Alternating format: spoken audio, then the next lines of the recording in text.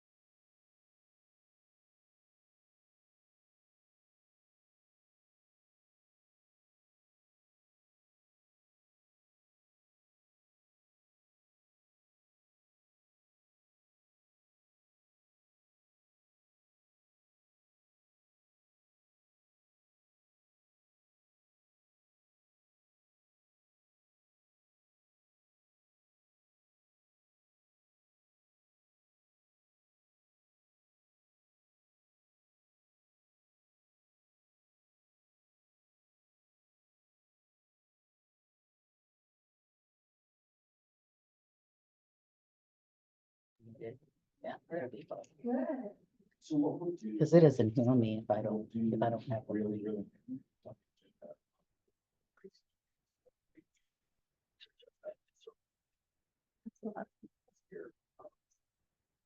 Do you know what ended up happening with the gingerbread? Like, are they downstairs? Oh, they're over there? I think. Yeah. I'll find out. The legal's asking, because I guess they, want theirs. their Well, gingerbread. all of them should get them back. Yeah. We never kept any of them. Last year, they all got them back. But I think they were This supposed to. folder is up to date. Oh, is it? It's a really. Did you send it to the right email? Did you have her email or did you? Yeah, I did. It did. It was in there? Okay, good. Yeah. Did it not go through? It's just taking its time. The agenda was on the. Just, Well, I forwarded it to you. So keep in mind, so that we have this full task force, which if there are official members of. Okay, here it is. So. Should I be Well- sitting up here? That's gonna be odd. I mean, I think you're fine. Like, I don't. Feel comfortable, but just figure. okay, you can leave it like that. And then. I don't. Yeah. I really love it when- There you go. All right, Irene, that should be good. It's okay, I don't need to, do I need to print anything? or no? Mm-mm, Okay, He's got it printed. He's Yeah. got it printed. What I do with my phone. So let me ask, you are voting forward. in recommendation? It's You're gonna vote forward. on just. Everything else.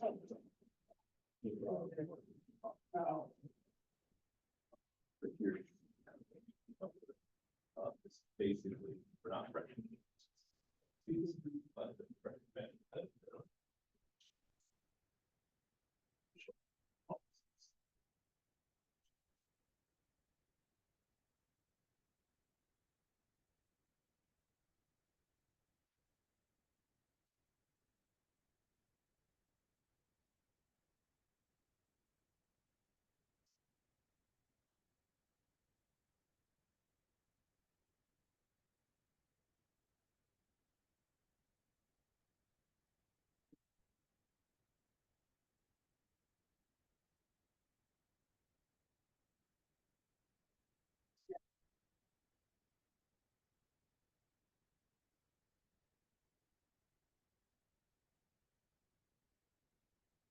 When we get some people. I got some responses. And Al, I'm gonna email you just later for the banners for Strawberry. We need to know how many you have. And Oh, I'm gonna email just to. He wanted us to go right now. Oh, I can definitely do that. We can definitely. we can do that. Oh, Oh, yeah, okay, I- okay, whatever works for you. yeah, I- But I'm just gonna put it on your work list. Yeah. Thank you. Hey there. Welcome. Come on, set up in the front if you like. They could sit at the table. Didn't get the email? She got it. Okay. Yeah. No, I've got it up, ready to load it. Okay, and probably once we get to, hopefully the county administrator is here. He always does. Just tell me. 2026 All you have to update. do is, When I go to the work groups, we can just do that. You- I always like to do a you little. just, a yeah, little because you, recap of here's I what had, the- I had the agenda, I just forgot to make copies. So this is, if you want to, because Oh, do you have okay. more than one? There's like 5 slides, like the first 4 are all just the same slides we've seen. I just, I Oh, always like to gotcha. do a little Okay. recap for, new of here's what this Perfect. task force is and what our mission is.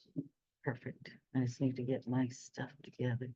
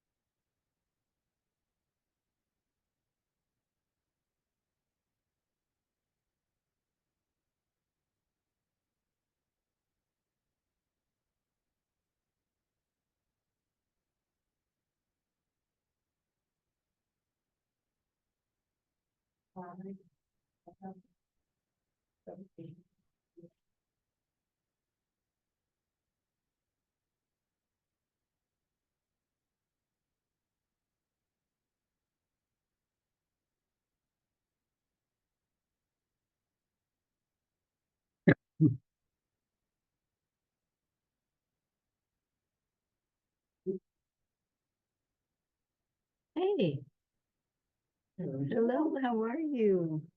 Quick question for you. Mhm. I'm on the meeting coming up. I don't know. Whether it's gonna be this one here. Maybe we should attach one, you know, what? You know, This is no, it was canceled. oh, okay. The mayor is kind of regrouping that with a commissioner to head, Okay, and he probably won't get it back started till January. all right, that's fine, just want to make sure. Okay, Yeah. oh, no, I'm glad you saw that, Yeah, sure. because if you were on it, you should have gotten something that said a cancellation. My days are sometimes. No, if it stayed on your calendar, that's a concern. Yeah.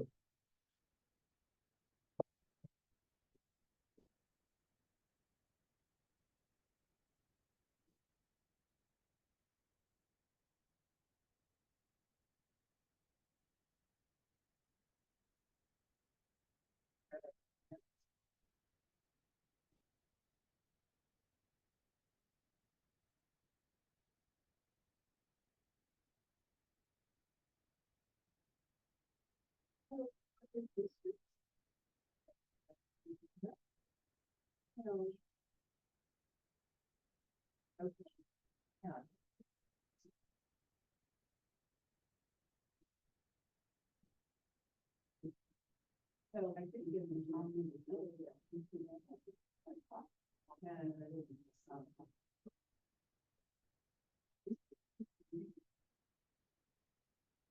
So I had sent.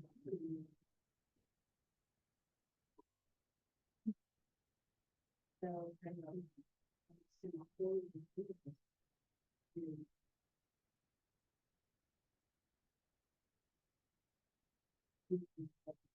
Because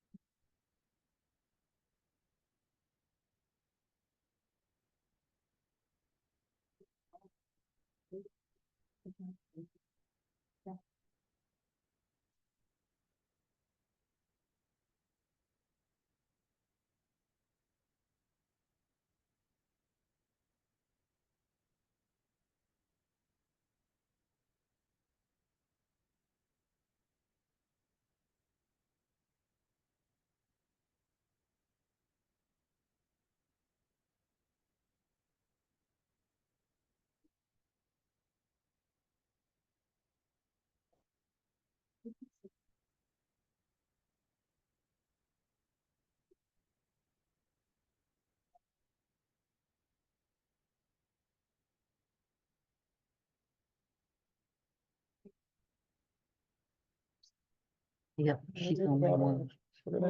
Yeah, I don't know where, I know that Greg RSVP, So Greg Pam RS. messaged me earlier Okay. and said he got stuck in something today, so he's not gonna be able to make it.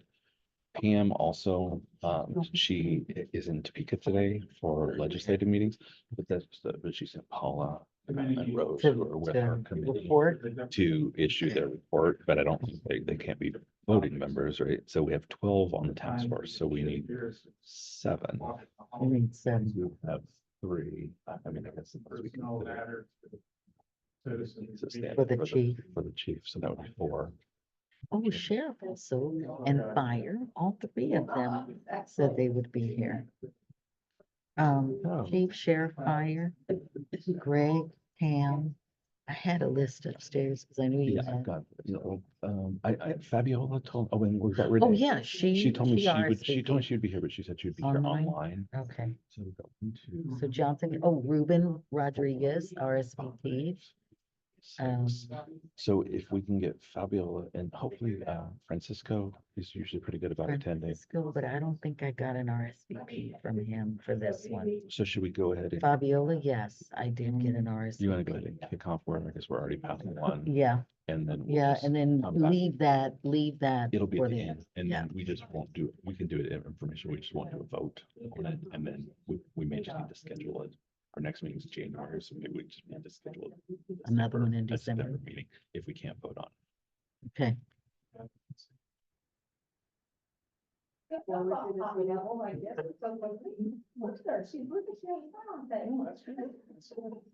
They're the same, that's so they're set a goal, they're telling you they're gonna meet it, that's good. I mean, as long as they get the, and, yeah, I mean, she sounds like she knows what she's talking about, it's a pretty detailed. Ready to go? I don't know if we're gonna have a quorum today. How many do we have on the, We have 12. online? just one. Oh, pass on. We had quite a few RSVPs, but I mean, it looks good.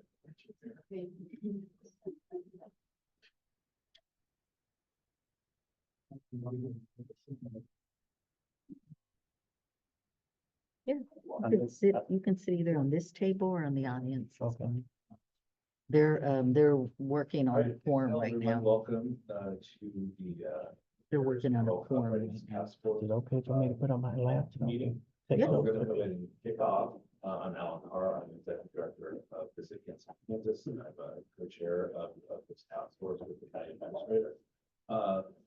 To start, I would like to just go around the table and, see who we have. We'll start here on the left. Hi, Linda Hoskins Sutton. I'm retired and I'm on the board of trustees at Kansas City, Kansas Community College. And I'm the lead for the neighborhoods and residents. That's right, Alan, you already introduced yourself. I'm David Johnston, the county administrator and co-chair of this task force with Alan. I'm Paula Flannery, and I'm a Strawberry Hill resident. Oh, sorry. Yeah. I'm Paula Flannery Aaron. I'm a resident of Strawberry Hill and also the Neighborhood Association board member. I'm here representing Pam Curse, who's the lead on on-site experience. She's in session currently.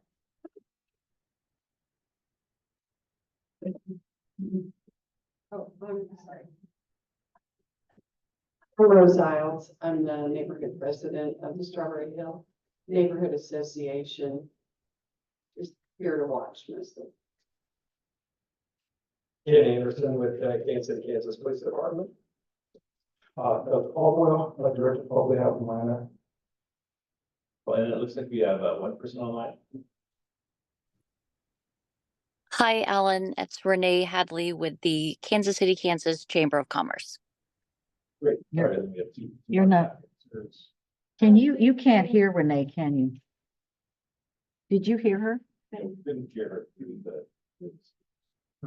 Lisa King and Dennis Mills with Charles Edward Pope Senior Foundation. I'm also the vice president of the Wyandotte County School. Welcome. All right, so we have a short agenda today, but some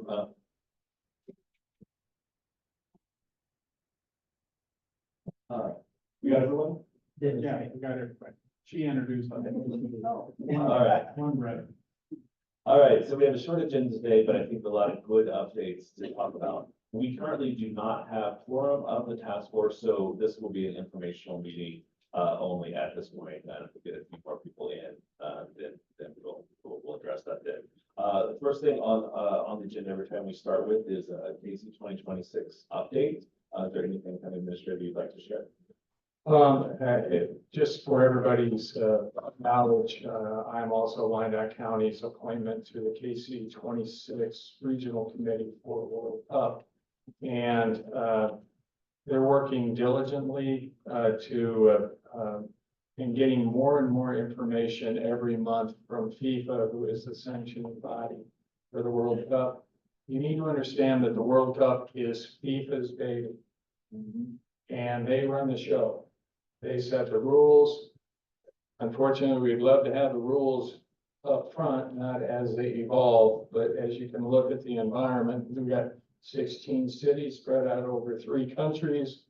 I'm sure it's very complex for them to deliver this world-class tournament. But what we're starting to see from the KC 26, they're not there yet, but you see them moving, is they do understand that they need to work with the local governments within the metropolitan area, of which we're one. And I think I look at us as one of the key ones, because we're one of at least 3 sites for 3 teams in this 16 city area. Cerner Field, or the women's professional stadium for soccer is one of the sites. World Cup and Compass Minerals, or the Mercy Park and Compass Minerals training site out in the Legends is the second one. University of Kansas is third. So we're getting more and more little bits of information, not enough to share, but probably within 2 or 3 months, because we will then be in the stretch marching to the end of when this starts in mid-June of 2026. We have to get our act together. Every city has to get their act together, and how they will be the best visitor experience. And I think that's our goal, not just us being a host, but being helping the thousands of visitors that will be domiciled here to have a good experience. And I think it's our hope, if we shine, if they come back to the United States, this is going to be another destination because of what they experienced here. Yes, ma'am. I wanted to say, myself, I've lived in, 4 countries. That relatives calling me now from Ireland and Australia, saving their money to come here, okay? And when I had spoken to the mayor, I was trying to find out about the sister cities that is with Kansas City, to be able to send them a basket of, information about the city, because them wanting to be, us working with them and then coming here is a big deal. I mean, I've got relatives from Cambodia, calling me, Africa, we're talking 176 countries that are involved in the World Cup, okay? So I know the sister cities is a big deal. I even actually have a letter, which I wanted to talk to you guys about, to send to the Vatican, because he's also involved as far as that. He might not show up, but he'll at least will bring a letter or something with the city. Okay. I think Yeah. that's pretty cool. One of the things about this visitor experience you forget is, I think it's our intention, the men's soccer team, Sporting KC has been gracious by having the international scouts that they have retained, because they're always looking for talent for their team, and it's worldwide, as we know, soccer is. They're also our ambassadors to these countries that we'd like to have here. And so they're talking to myriads of countries, because the countries, according to FIFA's rules, get to decide which site they go to. And we would like to see, they're hoping to see at least a large soccer European one, and some of the major smaller countries. And if we are lucky, what we US citizens can't appreciate is how people love their national soccer team. Is they will leave their country. Yep. And follow them and domicile where they're domiciled. And if they're saying, if we get a large European country, you can expect 40 to 60,000 of fans from that country coming to Kansas City. You get a smaller country like maybe Paraguay, or if they're eligible, or some of those smaller ones, expect 20,000. We have a Croatian neighborhood, Strawberry Hill here. If they're lucky enough in their federation to be representing their federation, maybe we'd like to have here because of our Croatian roots. Things like that. So you can look at possibly 60 to 100,000 people for the first 4 games. That's a month. Saying this is home, and as teams peel off because they lose, those fans will find a different thing to do in the country or go home. But we also have a round of 32 game here. So we could get a different group of people that come and see the game in Arrowhead. And then we're quarterfinal. So we have 6 games at Arrowhead. There's going to be fans flying in from other cities when those teams come here. And our folks will follow the teams domiciled here to other sites. So there's going to be interesting activity that we have to be ready for as a region. And then, to be very parochial, we need to be ready as part of that visitor experience. And we're going to be seeing a lot of that in FY '25, which starts in a month and a half, and carry that on into '26. So I remember when I got appointed last year, it's 3 years. And now it's like a year and a half. So it's like I'm getting older, time goes by faster, so. This is gonna be on our doorstep, we have to be ready, and it's exciting. We're getting direction little by little. What can be shared by the KC 2026 group. We're not there yet, because we're waiting for really more substance. But we're at the table. Thank you very much. I think there's, as you said, a lot of information still to come. But on the positive, I think here in Wyandotte County, our work groups are active and busy and meeting, and we are making some good progress in getting our county ready for this event. If you want to go ahead and share the slides. Okay. Our next item on the agenda is to talk about the work groups and the ideas that are being generated there. I do want to, just for anyone that's joining online or for the first time, just share just a couple slides of what we've talked about before of the purpose of this group.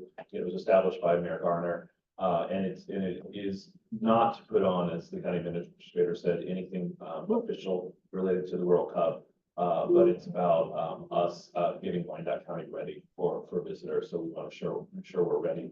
We want to promote our businesses and events to visitors to make sure we can capture as many visitors as possible that come to our metro region into Wyandotte County and Kansas City, Kansas. And then we want to make sure they have a good time while they're here and everything on site makes them want to come back. Our task is to deliver a series of recommendations to the mayor and the commission and the county administrator on how we could best get Wyandotte County ready to welcome these visitors. March 21st, which is coming on rather quickly in a few months, is when we hope to issue our report that will give the unified government about 15 months or so to take action on those recommendations. To put together the recommendations, we've divided into 4 work groups. I'll skip over that. Those work groups will consider different aspects of the experience here in Wyandotte County related to the World Cup. And we'll use really the remainder of this meeting to get kind of reports on where those stand. The first work group is marketing and promotion. I am actually heading up that work group based on our work with Visit Kansas City, Kansas. We have an active group. We've got about 12 to 15 participants in that group. Had, I believe, 3 meetings now, talking about how we can best promote Wyandotte County to visitors. We've come up with kind of 4 buckets of things that are slightly different. I probably should have updated that slide. That we're going to come up with recommendations on. The first are marketing tools. What are those pieces we need to put in place to best make sure visitors know what they're going to do here in Wyandotte County. So those could be anything like collateral pieces that include maps and brochures, a specific website related to Wyandotte County, doing some search marketing, social media, etc. So all of those tools that a visitor may need will come up there. The second thing we've been talking about is how are we differentiating Wyandotte County from the rest of the metro area in terms of what a visitor can do here. So what is that kind of branded story that we have to tell as a place that will attract visitors? And those could include special events, but it also really dives into the cultural heritage and history and experiences you can have here in Wyandotte County. So we'll be issuing those recommendations. The third thing we're looking at is asset promotion.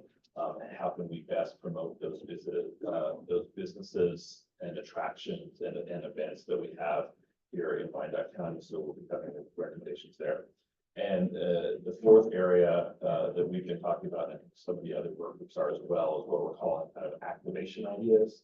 So what are those special opportunities that we could come up with here in Wyandotte County? A few things that would really drive visitors into Wyandotte County for some special experiences during the World Cup. So we are, like I said, we're meeting at least once a month or sometimes every 2 weeks. I don't have the date in front of me, but we do have one meeting coming up in December if anyone would like to be part of that group. We'll make sure to get you information. The next work group is the on-site experience work group. As mentioned, Representative Pam Curtis is overseeing that group, is not able to be here, so Paula Flattery-Aaron will give an update. I know they have been probably our most active work group and have had multiple meetings and have some good ideas coming up. Yeah. So for the signage and communication, I think one of the things that we're really working on is, we call it a wayfinding signage, and language translation projects, because we know the different languages that, as you spoke to, how many people are going to be coming from all over, and making sure that our visitors are able to find their way throughout our special events that we have developed. And really also looking at a lasting benefit for our area. We are trying to be as efficient use of our funding as possible, but using this to also improve our wayfinding of our area long after World Cup has gone home. So making sure that we have that real-time language translations in our public transportation, our emergency services, our hospitals, making sure that we have that broadband and internet connectivity. How are we going to do that? We're really kind of looking at that and making sure that that's something that we're creating hotspots so our public, and for World Cup and for beyond, will have the ability to access, and incorporate some QR codes in our signage to help with marketing and wayfinding. I think that some of these things kind of transcend through all of these work groups as well. So far as beautification and placemaking and art, just a lot of great stakeholders that are brought to the table, a lot of talented people here in Wyandotte County, and everybody's really excited about that. Kind of identifying some of the places for beautification and signature projects. How are we going to promote our special areas? Looking at that cultural heritage and bringing that all together. How are we going to identify that and make it consistent throughout our city? So people see that trend and go, oh, that's Kansas City, Kansas, because that's the way it looks. And so bringing those artists, bringing those committees together, that has been really good. Painting plants, doing that. Also, those mini festivals, how are we going to incorporate with our local businesses? Because we want to make sure that they have that opportunity to be involved in this. You know, we're not going to be the major fan fest area, but we can have a lot of small little watch parties that bring people into our area, like Memorial Hall. How are we going to update that Memorial Hall and make it so people go, I did a watch party there, that was great. So really kind of incorporating that. Great placemaking, ring festivals, we did that. The need for a local Wyandotte County calendar during our World Cup and to manage our expectations. Something that's consistent through Wyandotte County, that everybody knows how to get to those areas that we've identified as a fan experience, how their transportation, and we want to have it easy. One thing, one consistent thing, and bringing that to the table. So, transportation and parking. Oh my gosh, who knew, right? What the requirements for people for transportation, and then how are we going to incorporate that with the buses? And I think there's a big project now going on with the bus stops. They're already doing that project, right? That they did. Agreed. Yes. But then how are we going to incorporate that for our visitors, that information? Because we've got European people that are going to be here. They're used to public transportation. They're used to being able, you can know, like for myself, if I'm in England, even though I'm not a British citizen, I know where to go. to get there, to get things handled. Anywhere in Europe, Yes. basically, you can get there, so. And I think that's really where we're bringing that, people's experience traveling internationally. What worked for you when you were abroad that you can do? And we have one gentleman, I can't remember his name, but he was, instrumental in the last World Cup in bringing a lot of information. Francisco, is that? Yeah. right? It's Francisco. And that, I think his experience, he's come to a couple of our meetings, I think that is just paramount, that he brings that experience and what he, helped develop there. But also now we have to, if that's, I don't know how many years ago the technology has changed, what can we do with the updated technology we have to make that visitor experience the best and consistent throughout Wyandotte County?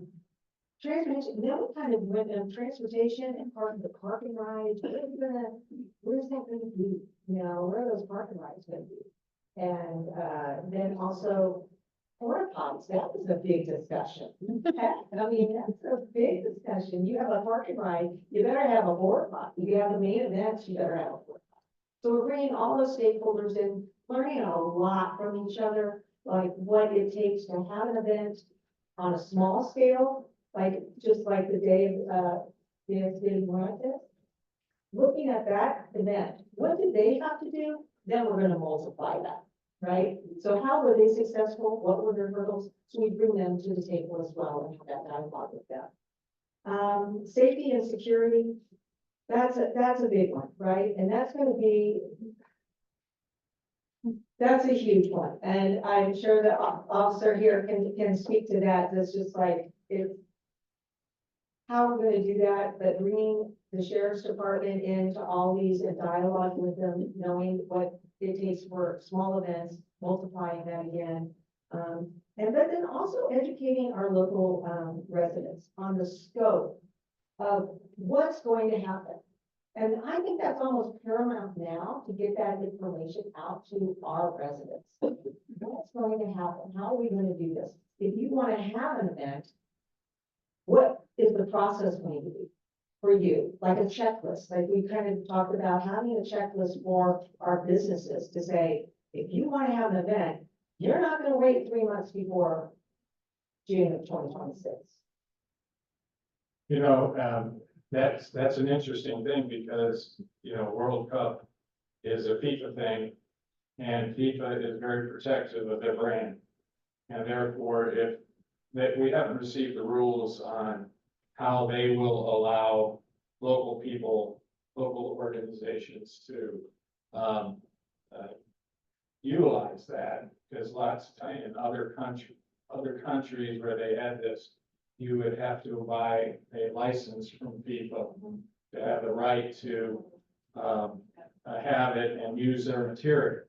Now, also, the cities have been very strong and say, you can't license everybody, but you can control how the FIFA emblem is used. And therefore, we're trying to get the rules of non-FIFA events.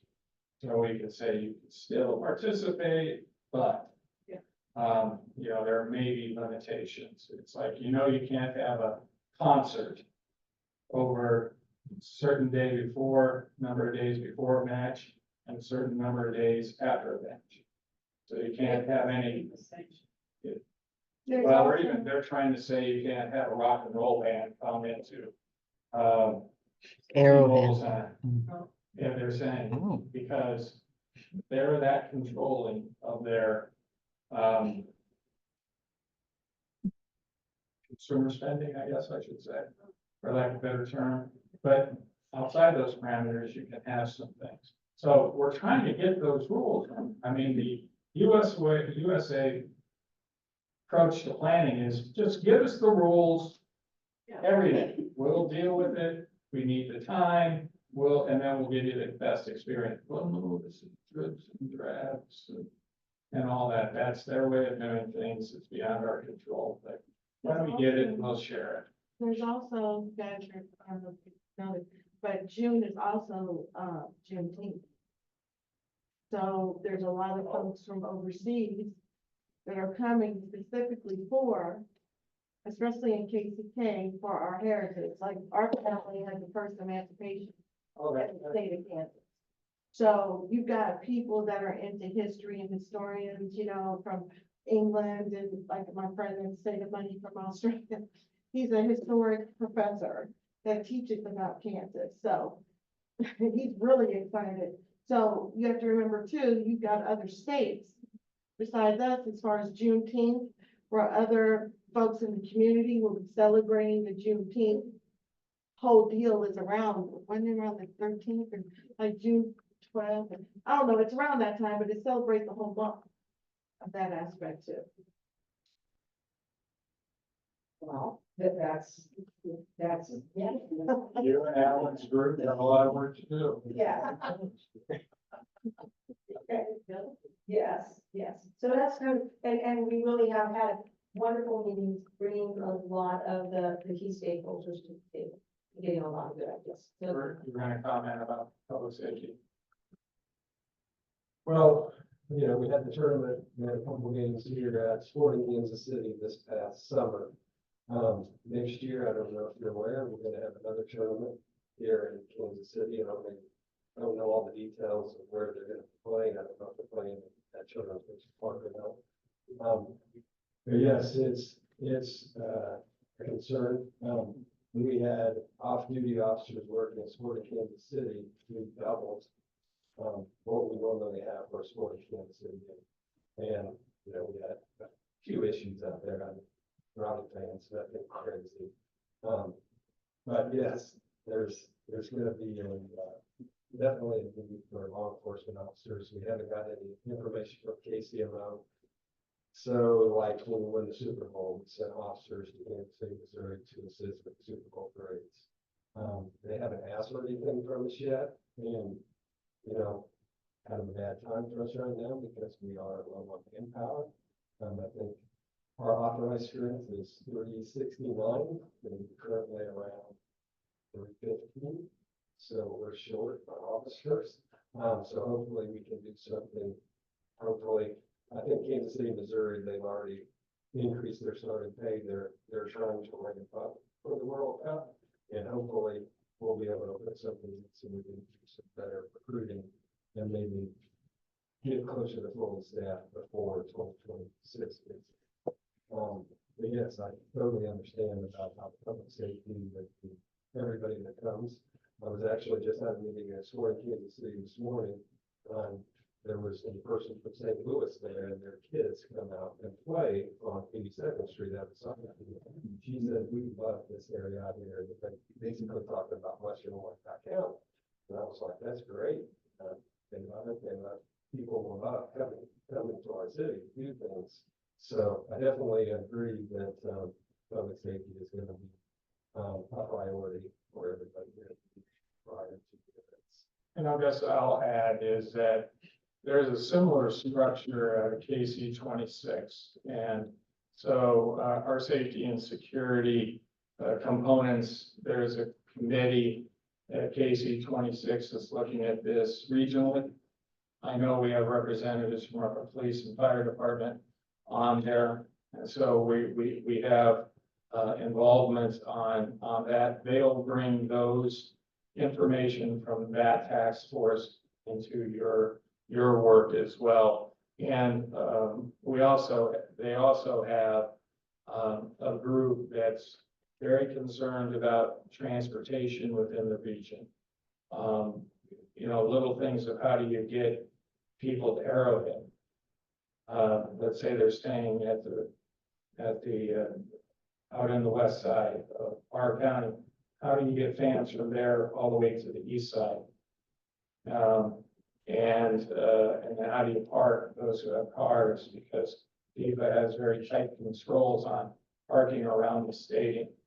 So it's kind of interesting that we have a committee that deals with that at KC 26, and one of them is how do you get people to the airport to points throughout the metro region, because we need hotels from the metro region. And so how do you get it from that wonderful airport of ours to the other things? And then we have a lot of corporate travel.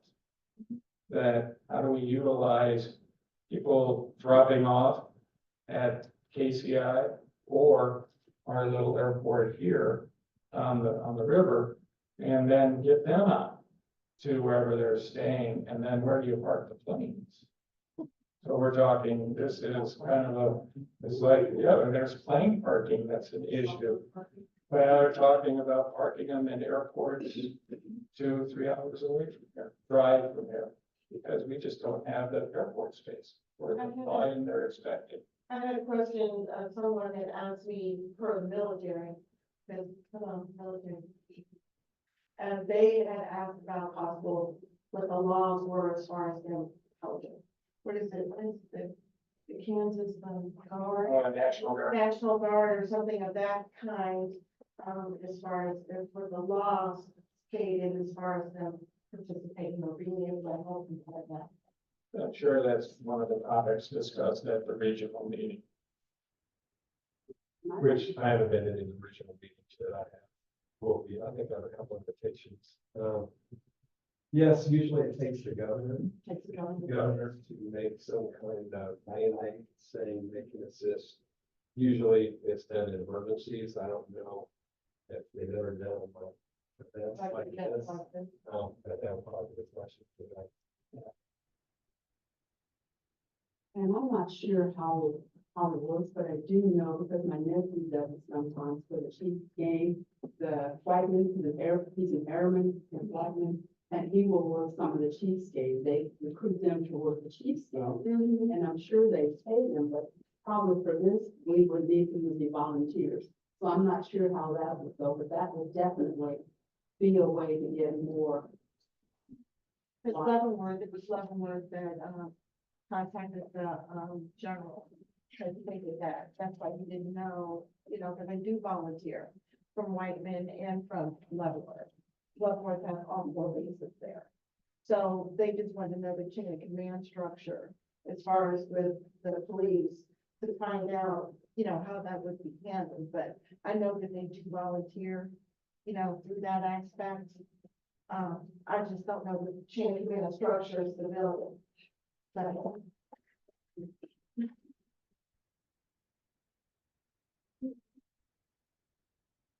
In fact, that was about all that we have. We really just wanted to make sure some key things.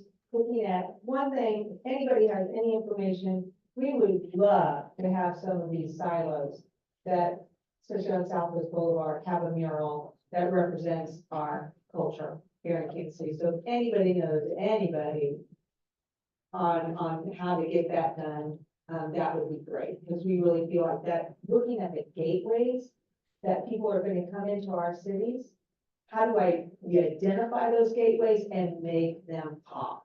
well, that's why I suggested the sister cities. We do have, if I remember, a Croatian city. Yeah. Croatia, that, it's good to not partner with them, but let them know, invite them, participation in that aspect, that they would do it, but it would take the city, to send them, something. But I know we have 3 cities. I think it's Croatia, I think, More than that. is it Germany? Well, I know I got Mexico. Germany and Ireland Mexico. and Mexico. Yeah, so we have a very large Yes. Croatian, population. So if we're able to, through the city, to send invitations or what we're doing to that city, trust and believe. That's like a big deal for them, especially for the World Cup, be willing to work with us to, do it. Irene, isn't there a local arts council? And you don't have, their contact information, you have that? Yeah. I'm actually on the board. Oh, Yeah. And I think we talked about it, it's just that that's a huge project that hasn't been done yet here. And it would be something that would really leave a legacy. Yeah, some of the silos are owned privately and some are owned by the UG, so we, need to, get moving on that because, getting permission and or starting paying those things take time. It's not a thing you can do in a month. Last thing is that I do have a football team in Wells. That has called me, but again, like he said, I don't know, they're very protective about things. They wanted to find out about if they could work with the youth, I guess, with football, teaching the kids about football. But I told them we have to go to chain of command again, and that's through the mayor in Wales and England in that city. So they're waiting to talk to us. So like American football? or No, Soccer? Stop. Well, they call it football. Right. So they've even asked about possibly having a few members, but then again, I know a lot of, the gentleman said as far as even football team. If that's even possible. So, that's it. Sorry. Get those requests itemized and we can get them into the hopper. Yeah, absolutely. I'll get with you afterwards and we'll get those slotted into the. See what we can. I do know that Sister Cities has come up already, so that will be a topic that we address with the workers. So how can we leverage and use those relationships during the World Cup? One of the things I wanted to echo what Paula said that has come up in a few of the different workers is these gateways and how our visitors going to get into Wyandotte County campus, and really making sure that we focus on those primary entry points into our community with both beautification, but also kind of celebrating who we are as a place. So that will be I think some of the recommendations that come out are what are some of those areas we need to look at it, and what can we do to really spruce those up to make sure people know that they are arriving into Kansas. Any comments or thoughts on the on-site experience report? I know we've got a lot of discussion already there. All right, I will move on. I'm going to skip over Linda. I'm going to save you for last.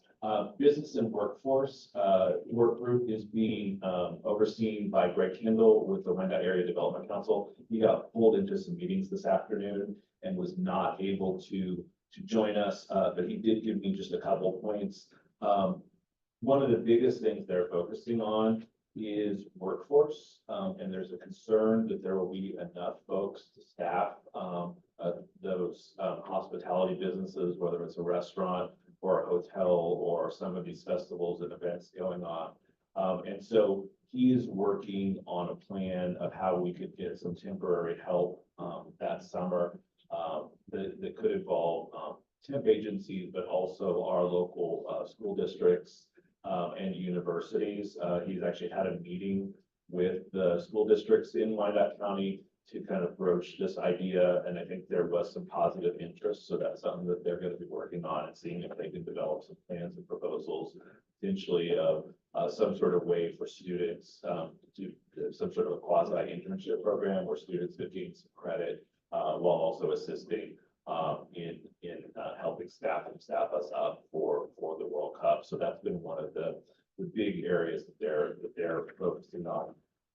He has not had a formal meeting of his group yet, but that is on his agenda to get that started. And then the other area that they'll be focusing on is business opportunities for our businesses here and how businesses can really get ready for this opportunity, both from a licensing standpoint, or someone pointed out, the ability for a small vendor to take credit cards and things like that maybe they aren't doing currently, and making sure they've got everything in place and understanding, as the county administrator said, what are some of the rules and regulations involving the FIFA trademarks, and making sure we can give some guidance so no one runs afoul of any of those things. So Greg and his group are working on those things related to business and workforce. Any thoughts or questions there?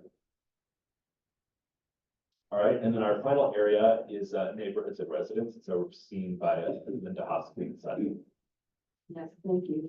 And there's a lot of overlap with the on-site experience, and Representative Curtis has me to probably join her group. But when it comes to the neighborhood, he said we want our guests to have a nice experience, but it's going to have to start with our neighborhood and our residents being educated so that when they come in, they know what's going on. And so that's going to affect the whole experience. So we think we've got to put together some type of resource kit early to get information to them. So this is what's going on.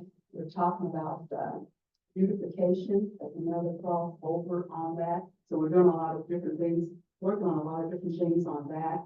And then the next bullet, the legacy youth, soccer development. We're working some with the District 500 and Francisco, yes, and possibly the college on that. And the police, athletic league, Cal, kids soccer. But we did have an exciting addition to our group the last time we met. By the way, we met 3 times and we will meet again on December 5th. But Lydia Marino from the Kansas State School for the Blind joined us. They found out about it. They have this new soccer field, and they have the only blind soccer pitch in the Midwest. Yes. So we are glad that they have joined our group because we really want to be inclusive. So that's just some of the things on that. And I think I'm going to move on to housing and short-term rentals because that's what we talked about at our meeting on October 30th. And because that's such a broad area, and we know it has to be approved by the UG, we had Michael Farley, who heads that up. He's in the he's in the legal department, and he came and talked to us, and he gave us a slide. And as our group met on the 30th, we had a lot of conversation, robust conversation, and decided that because it's going to take time for that, you just can't wait till next year and then say, oh yeah, if you want to have a short-term rental, this is what you have to do. So with that in mind, we thought at this meeting today that we would move this, bring this to your attention and see if we could move forward on this and not wait for the report. And with that in mind, because Alan is a co-chair, Alan is going to present it more to you, more so than me, because it would probably need to be Alan to get it to the commissioners to make sure that you all will start taking a look at this for what it's going to look like. Yes. Yeah, like I said, my friend in Australia has already held a demo to request a home for the week and booked it. So I'm like, you seriously said, well, yeah, everyone's doing it now. Yes. He called and said, are there any places there or anybody that would want to list their homes on demo and certain things like that, where they're able to, you know, people with that's extra money for them. And I think he paid $4,000 for a week for a home on Venmo in Wyandotte County. So. Yeah, I think that's just a good illustration. We think this is going to be a major area that we need to focus on. And I think there's positives here and there's some potential negatives here. And so it really is something that we feel that there needs to be some discussion and consideration within the unified government on how we treat short-term rentals. You know, I think one of the big ahas of why we want to bring this forward for the full report. Michael pointed out that to get a short-term rental license right now, it's about 100 to 150 day process. So that could be 3 to 6 months that it can take to from start to finish to get approved to get that license. So if we're talking about people, you know, I think we'll see a huge uptick in people wanting to book their trips once the draw is done at the end of 25. If we said December 25, 3 to 6 months out before that, people would need to have start that process. So it's something that there's going to need to be some action on within the early part of 2025. So there's really 3 areas. I think what the group talked about is we don't feel comfortable making specific recommendations on what needs to happen here, but we want to bring these issues to the attention of the unified government in terms of this report and let the unified government staff look at how we may need to make some modifications here. Looking at 3 areas. The first is just education and outreach of homeowners. I think and as Michael pointed out, there currently is not great compliance right now with, short-term rentals being licensed and going through that process. And so I think this could be an opportunity to get more of those homeowners that are using their home for short-term rentals licensed to going through that initial process. So really doing some education around, what it means to be a short-term rental, what the licensing and permit, requirements are within Wyandotte County. I think there's some difference. He talked to us about whether it's an owner occupied short-term rental or it's something that is not owner occupied. And so I think there's some opportunities to look at that as we do anticipate, and I know they've seen in past World Cups a number of people wanting to list their properties here. So I think that's one of the things to consider. The second that we got some information on is around tenant protections. There has been in other, in past World Cups, a number of homeowners who have evicted tenants so that they could rent their homes out as short-term rentals. So we really don't want to impact our residents and increase evictions of residents because if the owner knows they could potentially make a lot more money over this period. So I think there are some opportunities to look at some regulations within the unified government on how tenants can be protected, so that people aren't losing their place to live during this period.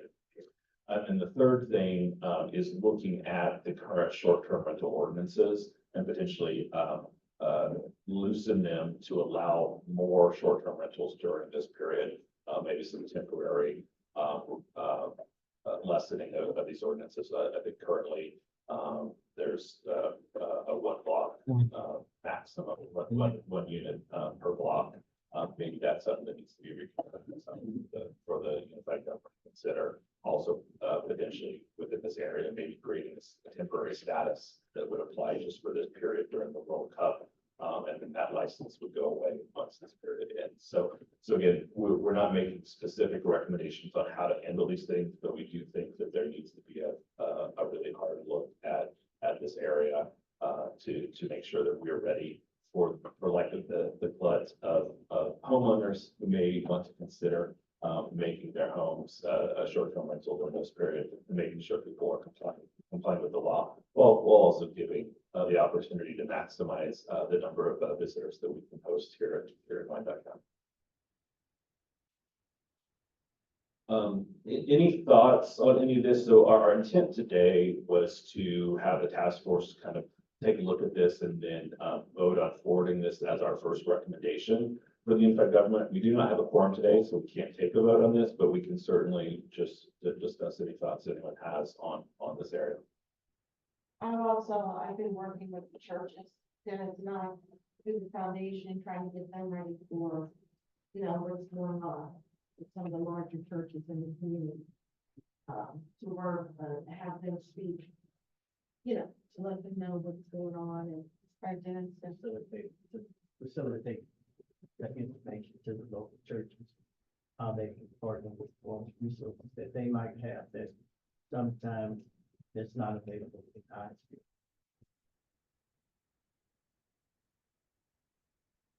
Well, I think the earlier that you start this discussion, this isn't going to be a decision that's going to be made in 2 or 3 months. Because you're going to have those who, neighborhoods that have been very active in the current situation of short-term rentals, because some of them are concerned about the density. Well, We have it throughout the whole, wherever it crops up. So it's gonna have to be a multi-month effort. And it's not just educating and talking to the commissioners.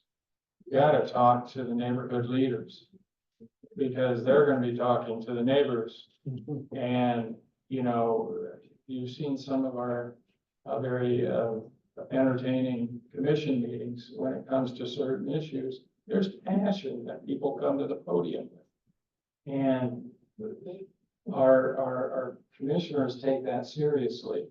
So as they are going to be asked to make a decision. So, there's a lot, I guess, before you ask anything from our commission, I would put a, education program together to talk to the neighbors first, neighborhood groups first. I can work with our livable neighborhoods department. Planning and zoning has a list of all neighborhood groups that we know of. There are some that we don't know of. But you gotta start talking about it at the neighborhood level, because if you're only gonna talk about it from the top down, this is big bad government telling what's gonna happen in my neighborhood. It's better to go from the ground up and then show that support to make it a possibly easier decision for our commissioners to make next year. But there's an expectation that there's diverse housing stocks available close to the where the action is, and we're right in the heart of it. So good to start that discussion sooner than later. And I have to agree with you on, because I'm from healthcare, so we always talk about any process, you always think about the end user first. And so you're essentially saying, let's do the neighborhood, but also on those passionate neighborhood residents that come up to the microphone. They also have to know the policy and know what guidelines they're going to be working within. And so I understand where you want to start there, but unless you have all the information to bring to them, that when they have that information, that when they make that decision and they bring it forward, then the rules change. And then you have discourse. So making sure that you have those as far as you can do. You're not gonna have a decision from the commission at the time of this education session.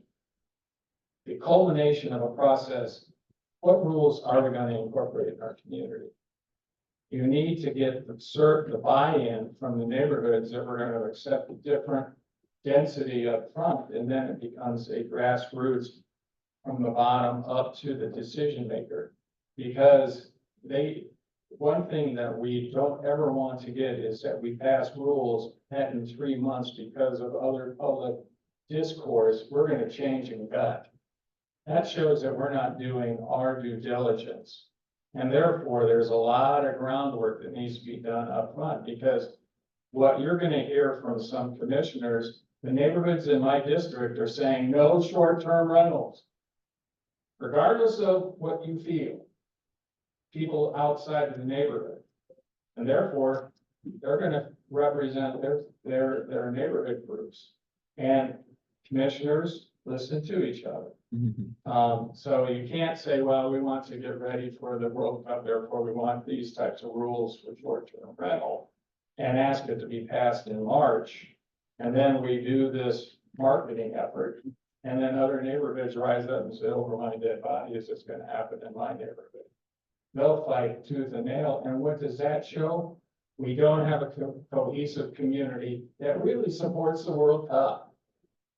That's not an image we want. And therefore, it's a long, meticulous process.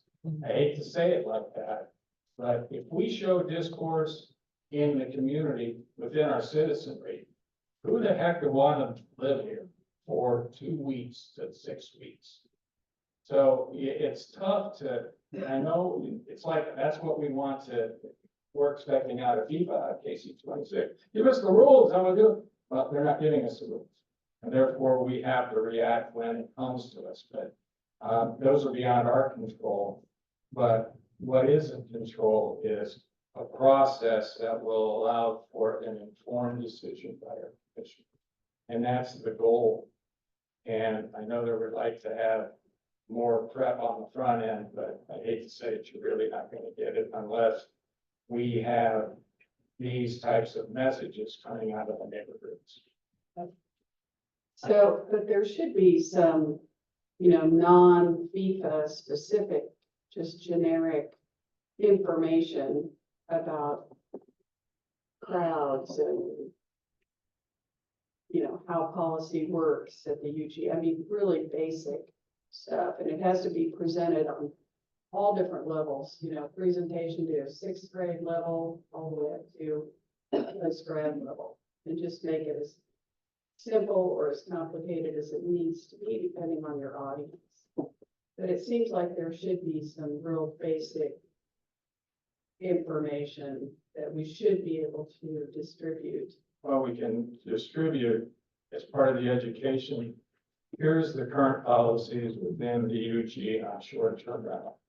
We can craft a one-pager on that. And then if there's a desire to do more, there has to be discussion with the neighborhood. Do you want to open up neighborhoods to lots of people who don't live here? And then what type of density limitations are you gonna have here? No more than 4 people living in the house with 1 car? I mean, it's just types of things that, particularly in the older part of town, like Strawberry Hill, you would live, if we allowed it, you'd have maybe 5 or 6 per block. And you don't have garages or large driveways. And we also limit the number of cars per unit based on how many people we allow in a structure. So it is complicated, but we can create a talking point to say, here's the existing policy. Work in the community. Do you want to adjust this to support the World Cup proposed demand on a temporary basis? And then have that discussion. And then there's consensus from the neighborhood to have the commission discuss it, but they'd rather see that there's broad support. They don't want to be crucified from their community. It's easier to make for them to make an informed decision if they see, okay, a lot of homework's been done, consensus is behind this recommendation. And then, yeah, you're still gonna have some people that'll be against it, but they'll see that there's a lot more work that supports it, if that's the will of the community. So how soon can we start that? We can start now, we just gotta get a cheat sheet. What's the current, What I think, That's a consistent template that can be distributed and reviewed at every neighborhood association that is consistent. So going forward, everybody's saying the same thing. I think what you might want to consider is the voice of the resident. What type of control do we have to hear how they even feel about the bill? Do, you know, is there any dialogue with the resident? Where they're lying, what they're saying, do they know what's available? Or are they just oblivious? And then it just springs up on them, and then you hear something, you know, so. Continuity somehow, just to get the resident talking about the World Cup, at least then you know where everybody's at versus coming up with ideas and then just throw some on them in their mind, it's not there. So I think communication somehow getting into the community, whether it's good or bad, you want to know what they're thinking so you can make adjustments versus bringing a plan. So I think the continuity of some sort is crucial. And some of it, I don't think it's ignorance, well, I'm not going to say that. That if you're not used to it, what's the right word? If you're not used to it, you don't know how to respond to it. That's why I thought it would be good to get some of the, we've been talking to the churches and all other different folks, so they can slowly build every Sunday, every Saturday, you know, set a mindset towards what's happening, if that makes sense. Oh, yeah, sure. You're absolutely correct, because that's one of the, I said in the beginning that we were focusing on, we've got to have the education, because we can get, the fans can be excited to come here, but if we have not put in the resident, and that's why we said at the top, education, we've got to start talking about it now. Do you know what a World Cup is? You know, some people don't know what a World They Cup don't know. is. And it's not out of ignorance, it's just they're in a different world. There's just so many things, because none of us know it all. And so it's just not a focus of theirs. So you're absolutely right. We gotta start the education now to get them excited about it because we still, we have to let them know about it, just to get them excited to clean up the neighborhoods. We want the whole city to be cleaned up. We have a lot of different ideas on that we're going to, moving forward.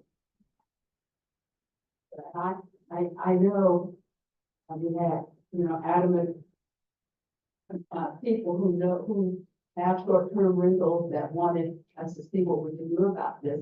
But I do appreciate your point of view that we need to involve the residents. But I just know there's gonna be a fine balancing act because as you said, if everyone isn't going to agree, so we don't want to get stalled out by the people who don't want it because it could be a neighborhood, half of the neighborhood wants it and half of the neighborhood doesn't. So how do you move forward on that? But I agree, we need to start something right away. Can we at least let the commissioners know that we are talking about this and we want them to start thinking about it because they talk to them. And they can get ideas just from the audiences that they have, whether it's one-on-one or a group. Yeah, I think, a community conversation here, I think is what we are really advocating for. And, and I think that's part of the reason, number one, is about education and outreach. So it's about making sure everyone understands what is in place right now and what that looks like. I think someone in the meeting said a truth in that people are gonna do this, whether they comply or not. And so I think it's understanding, how the UG is gonna deal with that. And so does the community want to allow more rentals, or is it maybe say, no, we've got the policy in place and this should be the policy we go by?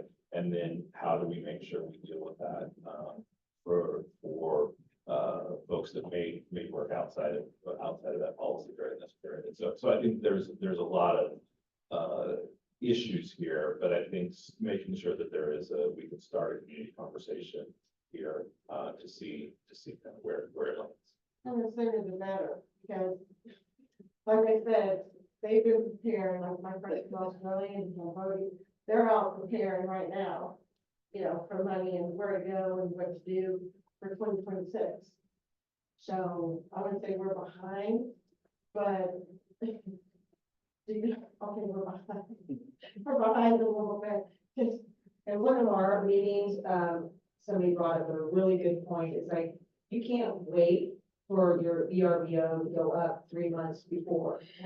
You just can't change this rule that says 3 months before, because people are gonna be looking, is there any reviews? I'm not gonna stay in some place that nobody's ever, well, I'm not, but maybe some people are, but I wouldn't. I mean, I wouldn't, you wanna make sure that it's Well, safe. Europeans are real into digital. They're very, first thing they're gonna be looking for is hostels. Okay, some place they would consider a hostel. I don't even think we have one. We don't have a hostel here. You all know what a hostel is? Yeah, a hostel, you can go to any country, okay? And let's say they can't afford the full hotel room or whatever. They usually have a state entity that's surrounded a building that has a bill, has, everything they need in one building, and it's a hostel. They might share the bathroom or whatever. That's the first thing they're gonna look for, because they have them everywhere all over Europe, are hostels. And those usually don't take, the renting, aspect. It's like a hotel, but they don't have all of the quote unquote rules. A lot of students, And when I traveled in Spain this year, it's like, you wanna know, did they have another hostel? I mean, you want the review. Yeah. Because you're not gonna stay at some place that somebody goes, yeah, I left there with, bed bugs. Because not everybody can afford in Europe a very large expensive hotel. So I know the one thing, unless they have families like my friend that put their stuff on, minimum at any time, is that the main thing I think would probably be hostile. That way the city can be more controlled over it. If there's a bus system or something like that, they can travel, a main aspect. So, I mean, I don't know. But as far as I do know, that's the one thing they're gonna be looking for. And we don't have in over in Kansas, Missouri either, if they don't. I would- Not possible. It's not popular around here. You probably know it already, yes. However, based on the current policies, you can rent out a room in your home, right? And so that is allowed under our short-term rental ordinance, if you are on site, as if it's owner occupied, based on the presentation we had, that would be processed there is much shorter. Because, again, they're trusting that you have someone that is, and there isn't the, restrictions on how many per block, I believe, if it's owner occupied or are. Even with administrative computers and then that. So I think there's, again, a lot of things here, but I think starting a conversation, and, I guess we look for direction of, is that something that we need to work through, other elements of PUG, should that conversation take place here in this task force? We set up a special, community comment session on this topic and have a session on this. I look for recommendations. I know the college will be, what's it, KCKP for the dorms? You know, I know when I went to the cup, they actually had universities that were out of season, and they used some of those rooms as, like little mini hospital deals. Because no one were in the dorms at that, at that time, nobody was there. So there is that aspect. But again, that's a city change, I don't know, but that is on one security aspect. There is security, there are bathrooms, the whole 9 yards. But I don't know how that would happen as far as, in case in college, that. I guess my primary message is you're asking us to respond to a market demand. You need to change public policy to meet that market demand. It's not going to happen overnight. And therefore, the market's going to have to react when the public policy can be set. And therefore, it's going to take months to change, to create something. And therefore, I think this is one of the reasons why the mayor put together a readiness task force. These issues to get us ready, this is just one of many, but it said we got to get moving. And there's going to be many fronts, and I think the charge to our heads and the members that have volunteered under those 16 groups, we need to really get serious to organize. It's like even the businesses. How do we really resurrect and promote the taco trail if that's a backbone here in our community? It is, but we need to organize it. We need to get, what's emerged since the taco trail has been developed is now we're a city of food trucks. Well, how do we organize and create safe havens and legal havens for them to operate? Because we have rules on them too. And therefore, if we need rules relaxed on those, I gotta go through a public process and have a commission decision. And therefore, our elected officials listen to the voters before they'll look at the market. And that's a hard reality for a lot of people, because this makes sense. But no, they look at who gives them the votes, who is commanding their attention. And therefore, that's why you gotta get this education out there. These are issues that we got in, and some of it needs legislative action. Some of it needs, we just organize our various aspects of the community. And so that's where we gotta get charged. Here we are at the end of 24, 25 is a year of action on so many fronts. Would it be helpful, I do have a relationship with Senator Marshall, he did give us a congressional record, and DC, Cordero, yeah.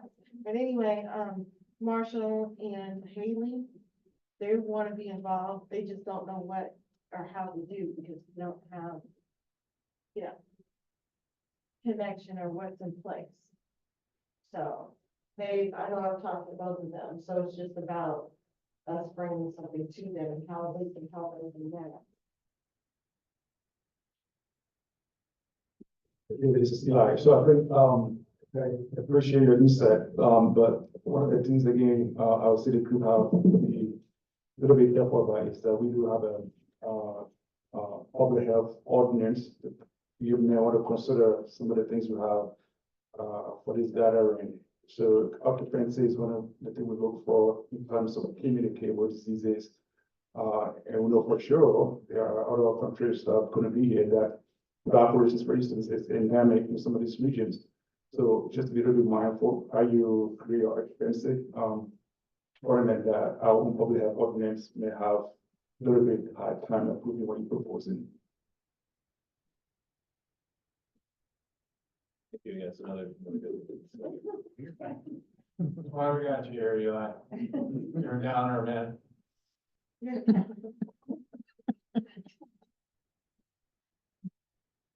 She done? Right, yeah, more, any other boxes to talk about? Well, the other thing that we had on there was resident impact, and that's code enforcement and traffic. And again, that ties into what we've already talked about, and also the short-term rental, because you're gonna have extra cars in your neighborhood. The traffic, how's that going to affect the people in the neighborhood? You mentioned the shortage of the traffic on the police officers, so how is that going to impact? So it's all tied together. But I do want to say, so how we're going to move forward, I don't think we need to slow down on this. I mean, I know it's not going to the commissioners right now. But you mentioned putting a question, in the meantime, putting a question, it's going to come up with the question. Is it our group, individual group, or is it the whole Readiness Taskforce? They'll put together some kind of question and put on the website regarding the short-term rental.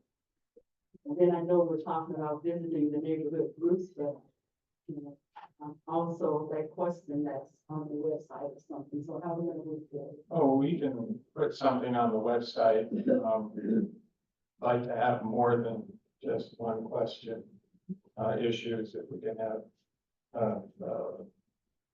yes, Alan, under your direction, if you could get the chairs of these to give, so we can start talking, make people aware of issues that are going to be tackled over the next few months.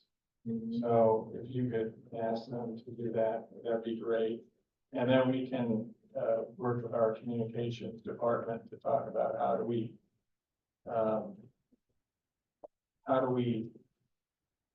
present public awareness to our folks.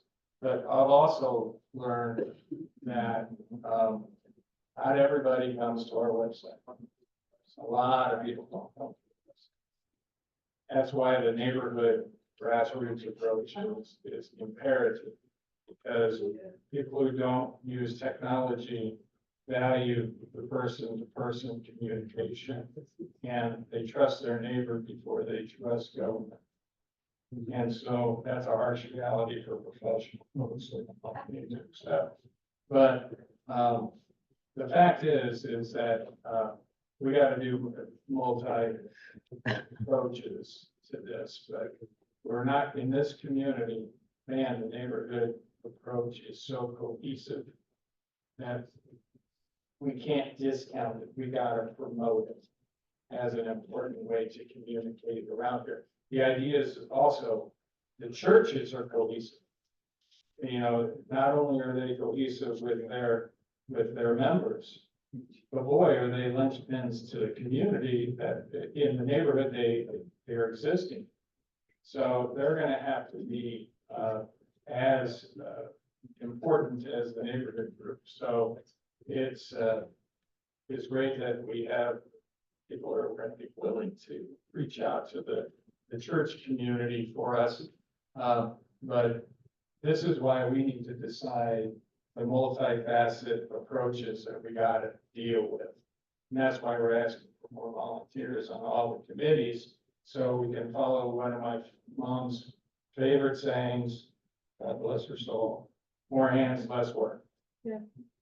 As opposed to things we're all gonna be on the chair people of these 4 areas, or the coordinators of the 16 sub areas, is that we need to get more involvement in all all these 16 areas. And I think when we formed this, Alan, and we say, probably we'll find out there's probably gonna be more areas that we gotta pay attention to as we get involved in this. So, put out words in your network, we need more volunteers in our effort. But also, we need to get going because you need some legislative decisions, and that's gonna take time. We need decisions of things, like I said, people are planning right now for Juneteenth. And what if we don't have a big set of rules for things? You know, like right now, we're trying to make sure our space is assured for the 2026 for, our celebration as far as the Juneteenth bill. So that also was going on in the same timeframe. Yeah. I did just go, while we're here to look up, there is a match on June 20th. So that would be, I think in 20, if I look at 25, actually, I looked at 25. So I don't know what day of the week Juneteenth falls on in 26. 26, I don't know. But the match will be on the 20th. So it would be, It's on the 20th. but I believe there's also a lot of celebrations will happen on the close. of the Yeah, weekend, well, right? parades, because I think they had a parade in Madero or something this past year, or last year for Juneteenth. And, I know Prairie Village and, you know, Juneteenth is like a big deal also. That's a holiday. Yeah, that's gonna be going. So I definitely added that to our list to talk about, because I do think there are some around those matches. There's a match on the 16th and a match on the 20th. So there's definitely some opportunity. And let's not forget that July 4th, that year is the 250th birthday of our country. And so it's gonna be a big thing nationally. Yeah. So, I expect us to celebrate the birthday of the USA. So, Isn't our lot of stuff going on. anniversary too? Isn't the anniversary, isn't there an anniversary of Wyandotte County or something too? Is that this year, last year, like 100? next year is 100th anniversary of the Memorial Hall. 2 years ago was the 100th anniversary of the court. So, A quick question, David. Is it possible if you get aware of how many countries coming here to Wyandotte, one of the things we could do, from a public perspective, we're not trying to profile the country, but we could look at, epidemiological profile of that particular country and see in terms of communicable diseases. And then we can share that with primary care providers here, in case anybody show up, they can not overlook and make sure other tests. That'll be another thing we could do. Like I said, we're not going to profile any country, but for us, we have to be prepared. Because this is one of the things that we're very careful about. So we can look at that country and then just make sure that we have all the information necessary. the countries will be picking their spot either in December of 25 or January of 26. Okay. So again, we're not going to have a lot of lead time, but it would be good for, your department, Eli, to get prepared on when we get that information, how quickly, who are we giving this information to, and have that set up, so all you're doing is plugging and chugging, and then spitting it out. Sure. So, And I don't know, anybody else has dealt with the World Cup? Like I have, did you? I know that they do, the communication is going on right now. Like I said, how the sister cities were so important. If, say, for instance, we get a hold of the mayor where our city is in Croatia or Spain, that will go around the whole European aspect like that. Do you know what I mean? Where they know that they can talk to the mayor or talk to us, coming to us. That's another idea of the type of publicity and how many people would possibly come, you know, for our sister city. Well, we're coming up on time here, so, I think we've had some good discussion. We'll kind of round back, on this particular issue and look at where we go. I think we've done one of the things we want to do is we want to make sure that, where this is the topic we need to be looking at. So I think we just need to come up with what that process looks like, and make sure that, it is, consulting the neighborhoods and the different groups to look at this topic as well as others that will come up as well. Any last thoughts or questions before we wrap up for the day? We want to thank you for having us here. Thanks so much for joining. Our next meeting is set for January. We will round back and look at whether, the committees, the work groups are still meeting. There'll be, meetings in December, but I believe it's January 16th, is our next, full task force meeting. We will, work to get a lot of work done now and then. Thank you all for joining us. That concludes today's meeting. And many of you are welcome to join our group, your group on December 5th. The person is going through. Thank you, doctor. I'll make sure we add you to the regular list. I said, I'll just make sure we add you to the regular list, because I'm not sure if I just invited you to this one or Okay. the series. Sure, for this. okay, sure, appreciate it.